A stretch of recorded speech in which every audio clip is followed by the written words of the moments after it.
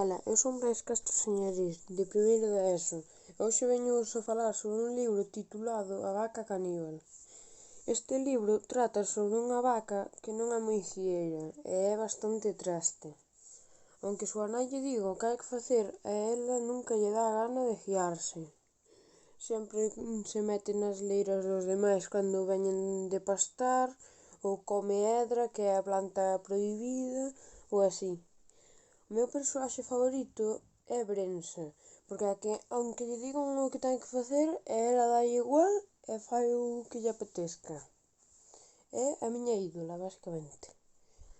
A autora deste libro é Marilar Aleixandre, que escribiu moitísimas novelas como Cabeza de Medusa, As malas mulleres, Lobos nas illas e así moitísimas máis, que supoño que tamén estarán moi ben.